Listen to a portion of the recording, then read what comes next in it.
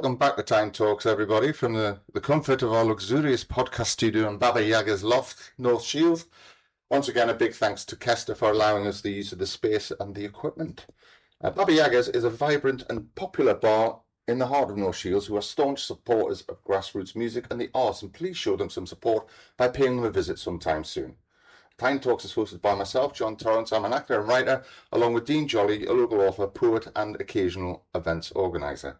And we're here with our guest today, the talented self-taught Mosaic artist and mental health advocate, Les Forman. Welcome to the show. Hello. Hi. Hello. All right. Right, so how are you doing? I'm doing fine, actually. I'm doing fine at the moment. A lot of things going sort of in the right direction I want them to.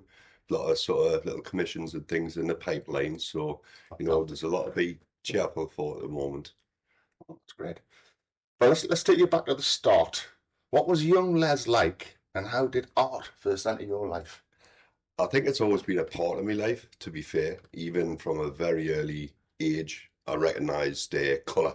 Obviously I was absolutely obsessed with colours and things like that. I knew I just had a different slant on my art even then. And I was just very, very creative. Any chance I could be, any chance I would be, So it's definitely always been there, Yeah. Yeah, that's great. You've said a school mosaic workshop changed everything. What do you remember about that day? Oh yeah, I remember vividly. Sorry, Maureen Black, obviously artist from North Shields. She ran workshops years ago, mosaic workshops, and she had a lot to do with the original Fishgate festivals. I remember. So we ended up doing a workshop at John Spence High School, making like parts of floats and things like that. So I got to know her that way, and also through her daughter as well, Jane Black, who's also a mosaic artist. And I sort of just fell into it by accident, really. And obviously, once I got a hold of it, it took hold of us, mosaic. I've just been like obsessed with it ever since, really. So I've got a right grip on you there. Oh yeah, completely. Yeah. It's an obsession. It is literally. It's a very specific art form, isn't it? Mosaic, I think. Yeah, it is unique in its own right. I mean, you'd say you have a lot of purists out there, I would call, obviously ceramic, mosaics, things like that. Obviously, I do things in a different way. But I mean, I still come out with exactly the same product at the end of it. It's fantastic. I've seen your works, Yeah. I've seen your works on your Facebook page and whatnot now. You say growing up in the Meadowell in the 1980s had its challenges. How did you think that shaped your outlook on life and maybe creativity as well? Probably not on the creativity aspect. I mean, obviously, down in the Meadowell at that point in time, it was a hodgepodge, I mean, even very young, I mean, obviously, with the austerity down there, it was shocking, obviously, no jobs at docks, the shipyards. I mean, a lot of people don't realise it wasn't the Meadowell riots that sort of was the linchpin. It was the earlier setback with the shipyards and the docks, the lack of jobs, the drugs. I mean, I would say, because obviously once everybody lost their jobs and everything, the dealers sort of just moved in, and just sort of sold people's dreams, for years. And I think that had a massive knock-on effect, especially in the Meadowell, in the North Shields and the surrounding areas, not just here, but like Wallsend, Howden, all little communities along the river suffered, I think, because of it, Well, I remember I was a teenager in Wallsend at the time. About 1983, I was 13, and then I was between the age of 13 and 16, 83 and 86. I just saw the lack of people in the town centre. All the workers coming out from Swans, getting their bait and their sandwiches and Greggs and whatnot, and it just dwindled and dwindled. And from the perspective of seeing lots of people in the small town centre to it really drifting down a minimal outlook, they were just hanging by the fingernails in 1987, if I remember. Yeah. I remember all the male members of my family were unemployed for a good 2 years. Yep. A good 2 years. So I certainly remember that, seeing it as a kid, teenager in near Burnside High School, walking in to get my Devon split and my pasty or whatever I fancied that day.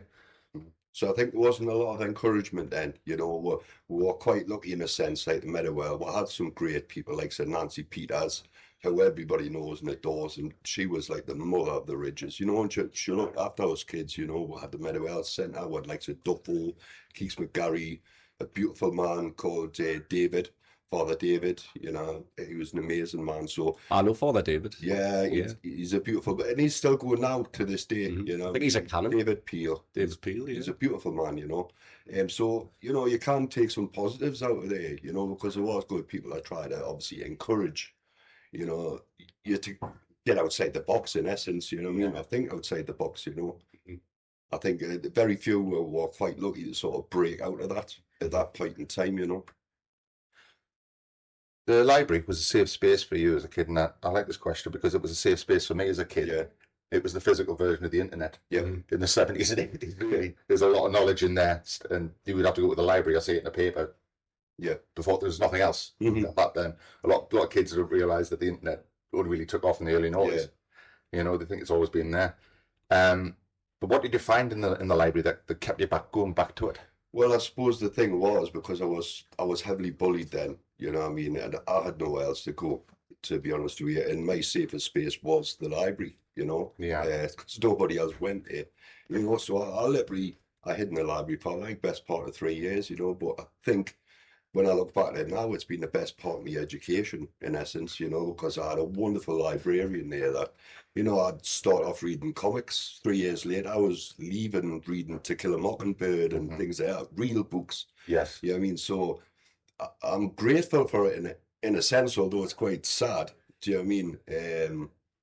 But it was a bit of a refuge, wasn't it? It was, and it still is a refuge I because remember obviously, never going into a library because it was classed as too uncool for them. yeah, and it's still obviously to this day, to be fair, you know, I still go back to that library, you know, when I've had a bit of a bad time or a rough time, I will obviously, that is my safe space, you know, and I will just read, I'll read doctrine and I want to know the why of everything, you know. So, you know, it's a blessing. Great things. Too few of them these days. Well, Les, would like to move on to your art and creative process. So I understand that you're self-taught. How did it go from a bit of a hobbyist to you being a sort of professional mosaic artist? I think it's been a bit of a journey, to be fair, Dean. I mean, I've not just been doing it for a few years. I've been tinkering it since I was 18 years old. You know, I've had spells where I haven't bothered and I picked it up again. And I think obviously the main thing was obviously with Olive, you know, things like that. A few years back, it obviously convinces that, you know, this is what I need to be doing. This is what I need to be concentrating on. I mean, the thing is with me, I've got an amazing amount of hyper focus and I need to find that one thing that allows me to just channel my energy 24/7. And Mosaic is just it for me. It is a 100%. Yeah, I mean, I can literally just blot the world out and go crazy, you know. Because it's quite intricate as well. Yeah. And you're dealing with very tiny pieces in some instances. For example, the Sam Fender mosaic. Yeah. I mean, that was what, about 6 foot roughly? Well, it was 7 foot by 4 foot. Yeah, so it was by quite a biggie. So that must have just, you must have just sole focused on it for how long would you say? Oh, completely. I mean, like I've said to you in the past, when I get me hyper focus mode, I can literally not even blink for 12 hours, 14 hours. I can just go straight. And, you know, that it's the beauty of what I do, I think, you know, because it gives me that hyper concentration, that hyper fixation. And I've always says with people that have this ability through the ADHD, you know, that the world leaders, the world chargers, they're the best in their field. And, you know, I keep thinking to myself now, why can't I be the best? You know, and that's definitely what I'm aiming for. You know, be the best at what you can be. Absolutely agree. Yeah. Absolutely agree, mate. And for those who've never ever tried Mosaic, walk us through how a piece comes together from idea to completion. I mean, from idea to completion with me, it's literally from paper right through because I am all about artisan as well. I produce my own tiles, I produce my own colours, you know, so I go through the whole process from start to finish, basically, you know. And I think it's a much better way, and it gives obviously the customer or the person you're giving it to a more bespoke sort of touch. You know, it's you know, it's not man-made. Nothing is man-made. And obviously the pieces I use also, they're all upcycled. I don't buy anything brand new. You know, it's got to be unloved. It's got to be used. I love to repurpose something and make it into something new, basically. Yeah, I've seen the table that you did, which I thought was quite fantastic. it has a picture of is it The Greek table. it's the Greek table, yeah. Yeah, with Zeus on the It's Zeus, is it? yeah, Yeah. Zeus on the top. Fantastic, mate. Yeah, but Honestly. that's what I mean, because I was given that table, and obviously I have a great foresight in us. Yeah, I mean, I seen the table and I just seen Greek table straight away. It popped in my head, and I have that ability where I can see the finished product straight away.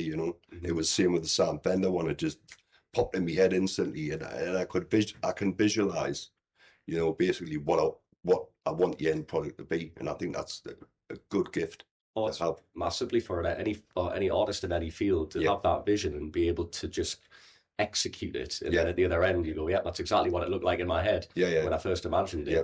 It's a Well, wonderful that's the thing I love about it as well, because a lot of people are like, well, you can't do that, or nah, that's not that's not going to work, and then it does. It does. I can't say why it does, but I know it always does in my head. I was going to say, because in art, really, there shouldn't be any rules. I think that you should have that freedom to be able to explore and to be able to try, new things, new Well, that's ideas. exactly what it is freedom of expression. You're expressing yourself, as an artist. I think that's the most important thing. I mean, you're showing yourself through your work. It's up to other people to determine what that is. And to be honest with you, I don't think that really matters as long as you're making the art for yourself. That's I the think most important thing. Yeah, you're quite right there. I mean, the way I look at it, and having self-published various poetry books and the novella that I did, I always thought instead of writing for an audience, I'm just going to write for me. And Yeah. then obviously I wanted to get it out anyway, just to get other people to share it with other people. But even if if one person picks it up and enjoys it, then that's great. But I did it for me. Yeah. So it's very much a do it for yourself. Well, I think it's a self thing, isn't it? Because obviously, as artists, we all have that sort of tweaking with. Do you know what I mean? You have that in you to want to express yourself anyway. That's what art is. It's self-expression in all its forms. And what's your favorite material to work with? Like tiles, glass, found objects. I love tiles predominantly. I love working with the tiles I use anyway. I do it in a specific way, and it gives us a certain fluidity, where ceramicists can't. I'm literally miles ahead of the game, If half of these people in the world knew exactly how I do what I do, I think I'd be getting kidnapped tomorrow. So you've got under me hat. You've got a bit of a creative. Well, let them go to this. There's 3 mosaics in 4 hours. Well, that's it, because I mean, with mosaics, I always found them cumbersome, found them heavy. Why does it have to be this heavy? Why do you have to have put hands? And I wanted to find materials that actually suit, mosaic as much as give that the same vivid effect. And it's taken a long time to source those certain materials, but I think I've just literally cracked it now. I think it's coming together quite nicely for you, mate. Oh, completely. And with regards to your style, how would you describe it, and has it changed as you've grown as an artist? No, I wouldn't say I have a particular style, because I'm a lover of all artists. I love Michelangelo as much as I love Mondrian, as much as, so I think I like to pay homage as well to other artists, because there's a lot out there where people say, you're copying this artist, you're doing this. I don't think it's necessarily copying the artist. It's actually paying homage to that person as much as, and I think as artists, you take inspiration from other artists anyway. You take it from everywhere. Well, you're not necessarily in a vacuum when you're an artist, really. You've got your influences, you've got people that you like, people that you dislike, various different styles that you think, that looks great. Maybe just borrow a little bit from that or pay homage, as you say. Exactly. But I wouldn't say it's necessarily, everything's wholly original though when you think about it. Yeah, well, I think a lot of time with me is because every piece I've made is bespoke. It's a one-off. I do not make duplicates, and that's one of the things I love doing. Do you know what I mean? Just having that absolutely one-off piece. Those one-off unique pieces. Yeah, that stand out. For me, stand out, and I think I can lend mosaic to any style of art. That's the beauty as well. I can. I've got ideas of doing wardrobe ceilings and not just doing 2D. There's so much potential. Well, with a 3D idea, when we saw the picture in the window in Tyne, Oh, completely. And it just the ideas resonate straight away, Dean, because you'll see something, you see a little snapshot of something, and it'll set off an idea for something else as well, you know. So, So, Les, you've been quite open about your mental health journey. When did you realise your art was more than just a hobby for you, but actually a lifeline? definitely after Olive passed away, obviously I was lost. I was really lost, and I needed something to just keep my mind going, you know. So I started picking up the mosaic again, but obviously at the same time as well, I'd made a promise to say that I would give it a go. I'd give it my full 100% and just keep going and see where it takes us, you know. So I'm still on that journey. Yeah, I mean, but I'm looking forward to the future, to be fair, you know. Right. But losing Olive Morton and your job around the same time, it must have been a double whammy, so incredibly hard.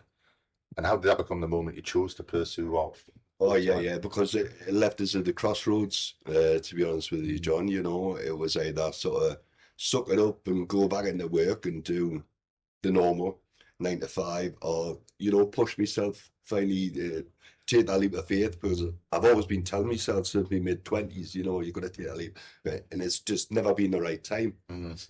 And I think now more than ever is the right time, because obviously as you get older, you get a little bit wiser, and you sort of, you know, you're not so gung ho Yeah, about things. So I'm learning to take things a lot 100%. slower rather than take a huge leap of faith, you know.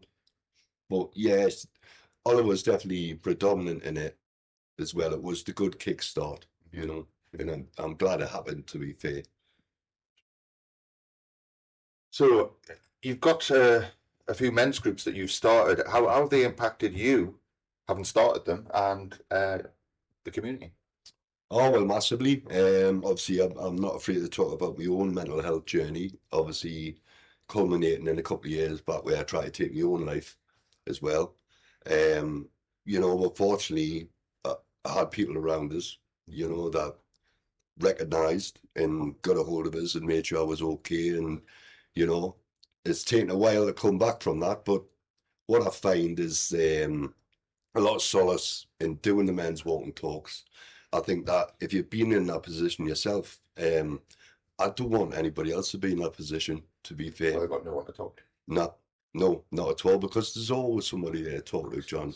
Always somebody you can reach out to, you know. Obviously, I never thought for the life of us I'd ever sort of get to that level of depression to where I did, you know, but it happens, Oh, I've seen it. Yeah, you know, yeah. and, you know, it's about recognizing the signs, you know, it's about self-care, you know, and just about, yeah, like I say, more so about reaching out and knowing that there's people out there that will help and that can help, you know, if you want it. And obviously these men's groups are a way of me healing myself as well, you know, because it makes me feel good about what I'm doing. If I can help another individual make their day just a little bit brighter, or like Dean knows, because he's been on the walking Yeah, talks as well, Yeah. how beneficial it is just being the fresh air. And people seem to drop their guard when you're out in the open, I you always know. find that thing clearer after a walk. You know, something's crappy Definitely, going on. definitely. I think it's really good for everybody, you know, not just males in general, you know, but everybody in general to get out there in a bit of fresh air Yeah, and, you know, just to be able to talk. yeah. Communication's key. Oh, exactly. And now we move on to community and the olive branch. Regarding the olive branch, it's a beautiful name. What's the vision behind it? Well, the vision, the olive branch is to be a community mosaic workshop, but obviously I want to do it for community outreach, plus mental health as well, because I think mosaic and mental health go hand in hand. It's you know, it's like doing a jigsaw kind of thing. It's really that therapeutic, you know, and I want to share that with people, you know, how therapeutic it can be, and I want people to give it a go. And obviously, I just want to build something, you know, with that. Mosaics for mental health, as much as, you know, doing community outreach, community work, Mm. which I have been doing on and off for the last couple of years anyway. I'm heavily involved. I like to do a lot for charity as well. So I think it would be the sensible way for me to go, to be fair, you know. Yeah, I mean, you did the mosaic workshops down when Barista Boho was still open in Yeah. North Fields, and that was on behalf of Props. Props at the Yeah. time. And I went along and sort of helped out, and yeah, it was really good. I remember, in fact, one session being so busy that we'd run out of material. Oh, well, it's unbelievable. That's the thing because obviously every session I've run, I've had a fantastic response. I mean, 100% good feedback from every session. Yes, at the moment, I'm just looking to get a couple of things going myself, but definitely in the near future, obviously when we get things sorted out or get things up and running with the olive branch, predominantly I will be running workshops sort of on a daily basis, you know, for mental health, for autism, for neurodivergent. You know, I want to be open to sort of everybody, you know. I even want people just to walk in off the street and give it a go. You know, that is my aim, to give somebody a skill, give somebody a life skill.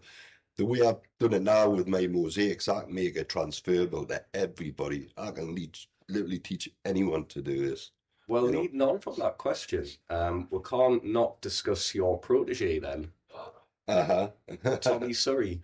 We can, of course we can. Yes. So I hear he's under your wing and he's a fellow mosaic artist in his own right now. Yes, I took Tommy under my wing with the sand fender mosaic. I literally just threw him in at the deep end. I went, here's a pair of scissors, here's a tile, here's some glue, crack on. You know, he was like, oh, right. But I tell you what, as a mosaic artist, fantastic. You know, I've seen the potential in Tommy from day one, you know, and I promised him from day dot, you know, once we get up and running, once we get up and going, you know, he's my number one, you know. He's in my corner, you know. As much as a mosaic artist, he's actually a beautiful person as well. Yeah, He's a good person, and absolutely. he's great with people, you know. And I think what you need to build around you is good people that are also people pleasers and humble as well, you know, because I don't think you can do anything without a grain of humility these days, you know, especially when you're working with charity and things like that, you know. Yeah, well, you've got to put yourself on the back foot, and it's really about the charity. It's not about you anymore. You know, you've got to leave your ego at the door. Yeah. But yeah, but big shout out to Tommy Surrey. Oh, massive. Yeah. And can you share a story where your art or workshops made a real difference for someone? Oh, well, I think predominantly, I think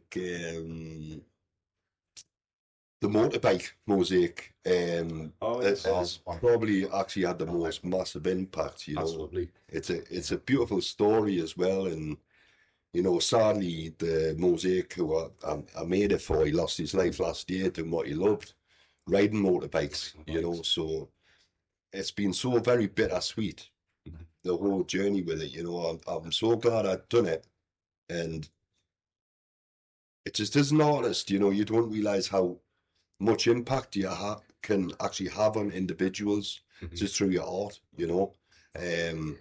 Such a massive impact, such an emotional impact, such a connection.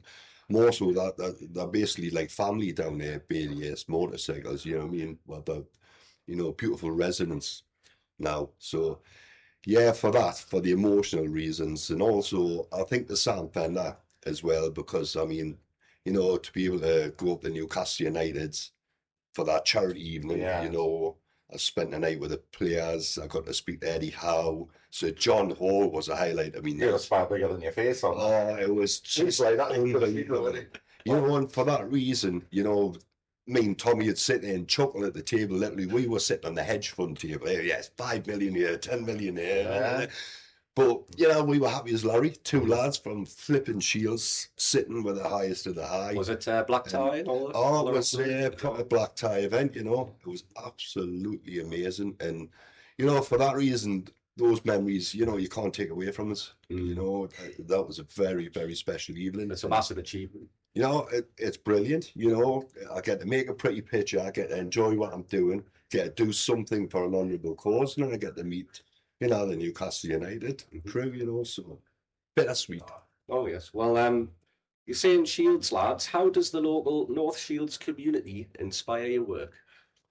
Oh, it's always inspired us. I mean, we've got a beautiful coast and the community, the people's, you know, the fish key. I mean, you know, I keep telling people sunrise, sunsets, you know, if you want to be a chilled out individual, you know, catch yourself a sunrise or a sunset, go to the bank top, you know, take a coffee, and it's absolutely amazing. We've got so much natural beauty around us, sometimes we forget it's there, I think, because we're accustomed to it. Yeah, completely. I think a lot of it's been desensitized as well because obviously the austerity and all that, people don't look. Now people are looking. Now people are holding their heads up and actually looking again and saying, wow, this is a beautiful town. I mean, what's going on in North Shields at the moment is nothing short of amazing. Phenomenal. I mean, how can you not be inspired? The murals, for one. Oh, the murals, I mean, they're fantastic. About 77. I saw You know, Greenwood being done the other week. Being painted. She was on a cherry picker. Really? And how do you have the concept of it? Because you're right up that close to it. And Yeah, it's so big. Back wall. It's fantastic how they do it, How the line you and have the everything, perception? You have to go right at the end of the street or something and sort of give it that. I don't know. Yeah, that's it. I mean, it's great. I think it's what North Shields needs. It gives people a conversation as well, something to talk about, whether positive or negative, because I've heard both sides of the argument. But me personally, I think it's amazing. I think it's what we need. It's an artwork on the side of a building, some graffiti or something. It's not. It's definitely not. Beautiful, It's something to look at. And also, you can kind of tie them all together by doing a bit of a mural walk.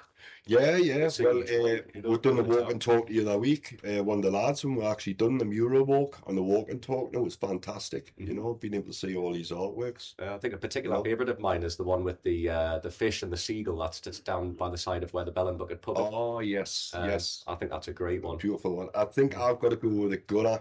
To be honest with you, that one, it just leans to me. It's beautiful. Absolutely, it's like a lithograph. It's absolutely good. But I think that's what's needed. I think more of it's needed. To be fair, there's still plenty of wall space. I'm still gunning for a space somewhere at some point. Oh, that'll happen, mate. No doubt that'll happen. Will do. I'm thinking it should be the one next to the metro station. Yeah, well, everyone's been saying the big Iceland wall, the big pink wall. Who's going to do the pink wall? So let's wait and see. Fingers crossed for you, mate. Fingers. Now as we come to what we call our quick fire round. These are the more fun questions. It's in your own time. I'll just ask them one by one. If you could create a mosaic with any artist dead or alive, what would your dream collaboration be? Ooh. With, or who with, rather? It would have to be present moment in time, Sarah Fishburne from New York. She is absolutely amazing. She's a friend and she's a brilliant artist, and I'd love nothing more to do a little collaboration with her at some point. And I have spoke about it briefly at some point, so hopefully there'll be a sort of transatlantic thing going on very soon. Wow. International. Wow. International, yes. National Gallery in New York. Oh, yes. New York, Paris, North Shields. Paris, North Shields, Beckham, yeah. What's your favourite tile colour? Red. Red. Oh, well, you're surrounded by red today and Baba Yaga's, mate. Red. Yeah. Okie doke. Is that just you find it is it like a passionate? It's primary colours with me. It's primary colours. I mean, if you look a lot at my artwork, actually, they predominantly contain the primary colours. Other if I'm doing me black and white stuff, And I think it's just my visual representation. I see my world in colour. Yeah. Basically, when I see my artwork, it's like Mozart sees his music in notes. I see my life in colour. Tea or coffee? Coffee. Oh yes. 20 at least a day. Good coffee. I'm a tea hound. And I still have a nap in the afternoon. Filter or instant? Instant. Oh, some of the freeze-dried instants are quite good now. Yeah. Right. Do you have a studio playlist? Did you listen to any music when you're doing your work? Oh wow! I listen to absolutely everything. It's really eclectic, from like Mozart, Russian donk, and anything in between as well. But I have been listening to a lot of techno at the minute, but it's hyper focus techno. Right. It's actually for hyper focus side ADHD. I tell you what, it really works. Yeah. I mean, I'm sweating and mosaicing at the same time. That's only because I'm going like a clappers when I'm working. First off, everything's big box, little box. Yeah. I think a lot of that people that sound like a massive jumble, but it really works with my brain, and obviously I can just channel in, so fantastic. That's great. What's the weirdest commission you've ever had? The weirdest commission? Almost unusual. almost or unusual. one you didn't expect? Yeah, somebody asked us to do the thing on a nan's casket. All right. Done his nan's name on a casket, just done Yeah. a little mosaic. Yeah, it was Mary. That's You know, unusual. it was a little bit Quite weird. touching, Yeah, that. actually, I just remembered about that. It was quite a few years ago, and yeah, that was a little bit, but it's one of them things, isn't it? I suppose Yeah. when you're working in the funeral parlour and that kind of thing, you get that feeling, don't you? I think it's a nice touch. Yeah, but yeah, I might do more. I might even mosaic a casket someday. Aye. Well, I know a man who can get you one. Yeah, exactly. With you. Yeah. That'll be for sample funerals. They're good, everyone. Back of the lorry. Yeah. Back of the hearse. Back of the hearse. Could you describe your art in 3 words? Bespoke, colourful, unique. That's pretty good. Pretty good words. If you weren't an artist, you'd be... Probably still a dancer. My knees worked. Yes. Yes. There's only 2 things in my life that I've loved with a passion is me art and podium dancing. Did you know he was a dancer, John? No, I didn't. Yeah. Down in where was it? I used to Whitley Play, Newcastle, Leeds, So, Right. yeah. What, for big gigs and things Did a like few that? years. Wow, there you Shaking go. me booty. Shaking your booty. Yeah. Hey, man. Dance at the world-renowned Mosaic artist. Well, it's been quite a journey, I've had bread stacker, fishmonger, printer, I've done a little bit of everything in between as well, Yeah, same as mine. A bit of a Forrest Gump CV, is that? Oh, definitely is. Mine's like that as well. Oh my God. Honestly, we are. Oh, Captain Dan. You ain't got no legs to turn down. I know that, Forrest. Okay. We'll see. What's the best place in North Shields for inspiration? Oh, I would definitely say the bank top. You go to the back top and watch a sunrise and tell me anybody that would not fall in love with that. Honestly, it's just one of the most beautiful spectacles.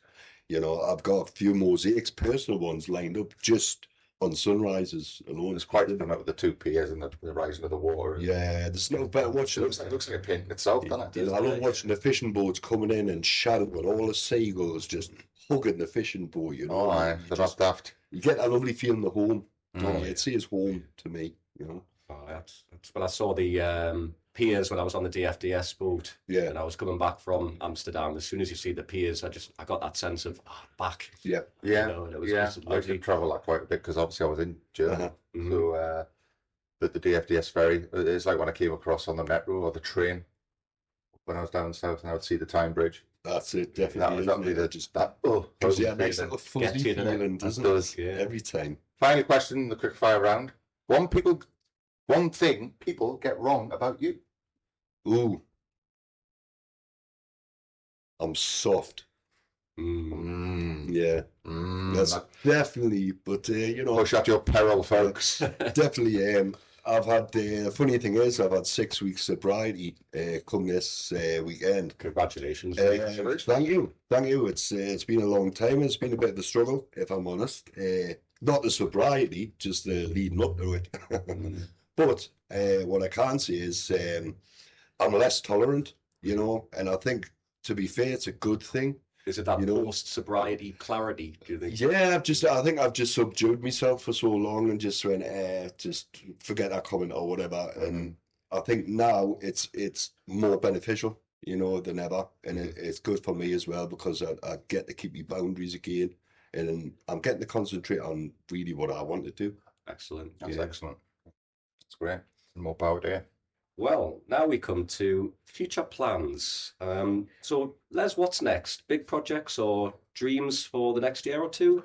Oh yeah, there's like I say, I've got a couple in the pipeline. I'm doing a commission at the moment, but I'm sworn to secrecy. But this is going to be I think it's going to be a game changer. It's probably my most intricate to date. I've really gone all out on this one, so I can't wait to actually get it finished and show it off to the world. But until then, obviously, I've got another one lined up after that as well, which I can't say anything about, which is a bit naughty, but we do have an event coming up, don't we, in October for the salt market. That's right. I am doing a little sort of collaboration mosaic, a community mosaic to do with I Love North Shields and everything. So I've already come up with a design for that, and it's a corker.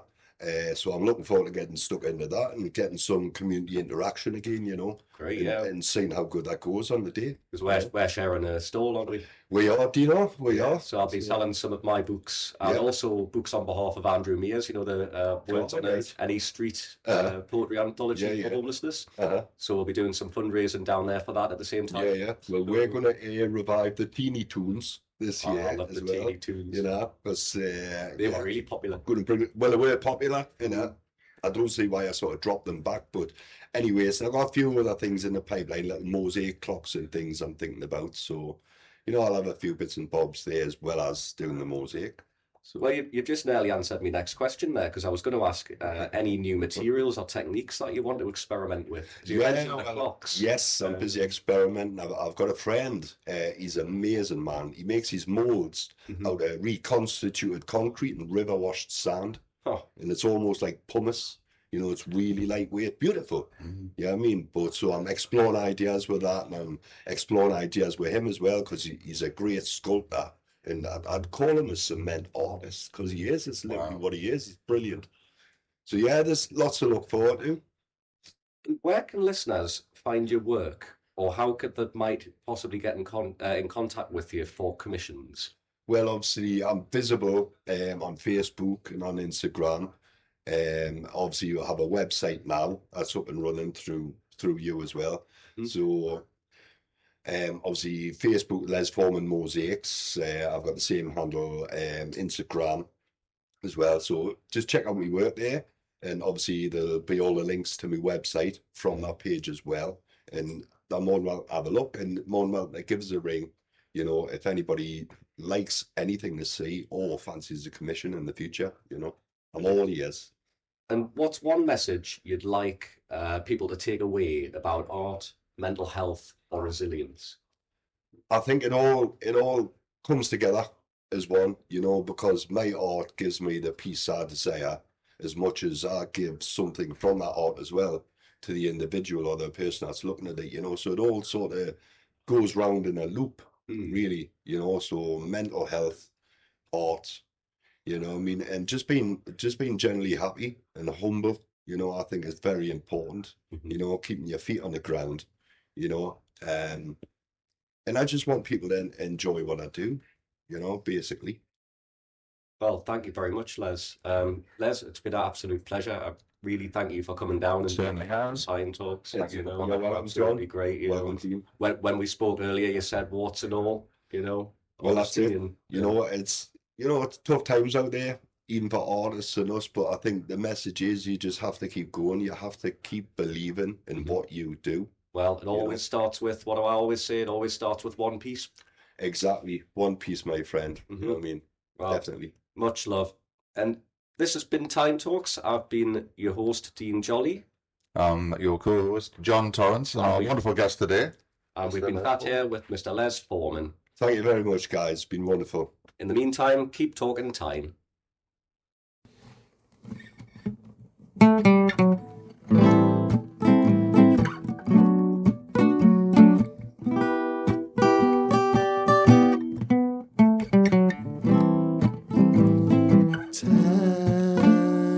Talks.